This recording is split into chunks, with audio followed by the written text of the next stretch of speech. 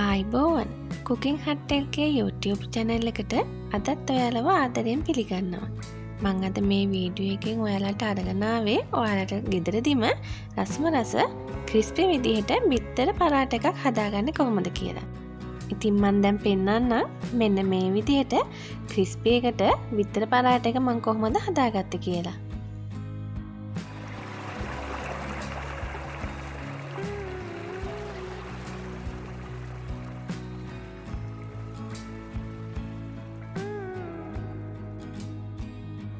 පරාට එක හදාගන්න මුලින්ම ඩෝ එක හදාගන්න ඕනේ. මං අද ගන්නේ පාන්පිටි කප් එකක ප්‍රමාණයක්.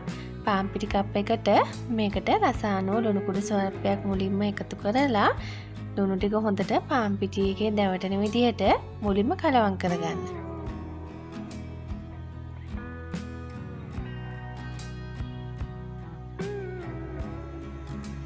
ඊළඟට මම මේකට එකතු කරගන්නවා පොල් තෙල්.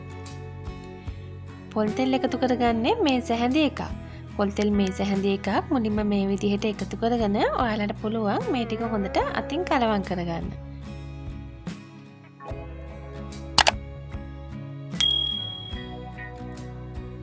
ගොඩක් soft ඩෝ එකක් තමයි අපි අද හදාගන්නේ. මේ පරාට එක හදාගන්න මේ විදිහට හොඳට අතින් කලවම් කරලා මම ඔයාලට පෙන්නන්නම්.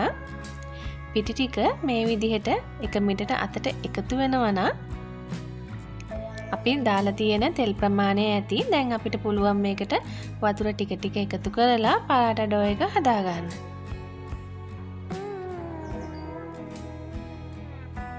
වතුර එකපාර එකතු කරගන්න එපා. මේ වගේ ටික ටික එකතු කරලා අතට හොඳට soft එකට දැනෙන පිටි ඩෝ එක ඔයාලට හදාගන්න පුළුවන්.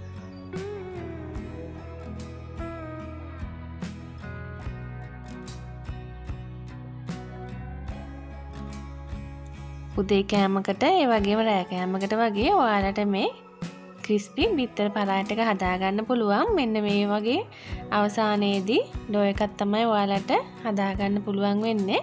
දැන් මම මේක කොටස් දෙකකට වෙන් කරගන්නවා. ඊළඟට අපි මේක තුනී කරගන්න ඕනේ.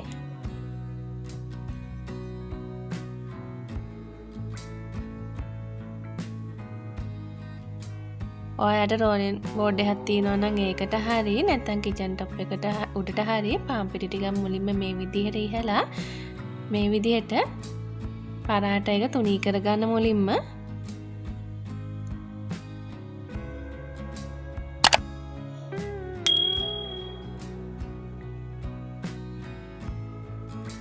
මේ ප්‍රමාණයට පරාට එක තුනී වෙන්න ඕනේ. ඔයාලට පේනවා ඇති මේ තමයි ඝනකම. ඊළඟට මම මේකට දාගන්න ඔම්ලට් එක හදාගන්නවා. එක බිත්තරේ මං අද මේ පරාට එකට පාවිච්චි කරන්නේ. බිත්තරේට හීනියට කපාගත්ත ලුණු, ඒ වගේම අම්මිරිස්, ලුණු කුඩු, කෑලි මිරිස් ටිකක් රසායනෝ එකතු කරලා ඔයාලට කැමැත්ත අනුව මේ ඔම්ලට් එක හදාගන්න පුළුවන්.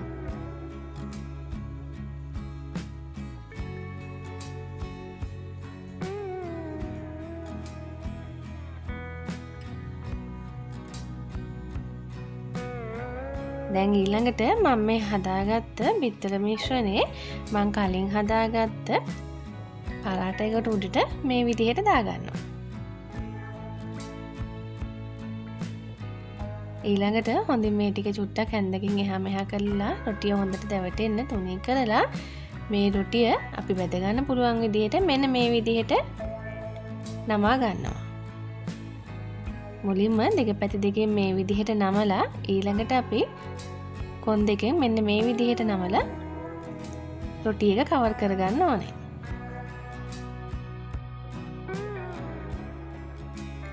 ඉතින් දැන් අපේ ක්‍රිස්පි බිත්තර පරාට එක හදාගන්න සූදානම් කරලා ඉවරයි. මේ වෙලාවේදී මම තෙල් එක රත් වෙන්න තියලා තියෙන්නේ. තෙල් එක රත් වුණාද කියලා ඉවර බලලා මේක පරිස්සමට අරගෙන තෙල් එකෙන් තියලා දෙපැත්ත හොඳට මැද ගන්න. දැන් මේ වෙලාවේදී තෙල් එක හොඳට රත් වෙලා තියෙන්නේ. මම මේකට දැන් හදාගත්ත පරාට එක බැද ගන්න මේ විදිහට තියාගන්නවා. එක පැත්තක් හොඳ ලස්සනට ගෝල්ඩන් බ්‍රවුන් කලර් එකට ආවට පස්සේ ඔයාලට පුළුවන් අනිත් පැත්ත හරවලා අනිත් පැත්තත් ඒ විදිහටම පුච්ච ගන්න. ඔයාලට පේනවා ඇති දැන් විතරේ හොඳට තැම්බෙනවා. එතකොට හොඳට මේ පරාට එක පිපිලා එනවා. දැන් මම මේක අනිත් පැත්ත හරව ගන්න පරිස්සමෙන්. මේ විදිහට ඔයාලට පුළුවන් අනිත් පැත්ත හරවගෙන අනිත් පැත්තත් බෙද ගන්න. හරිම රසයි. ඔයාලා මේක උණු උණුවේම රස බලන්න. හරිම ක්‍රිස්පි රසයට ඔයාලට මේක රස බලන්න පුළුවන්.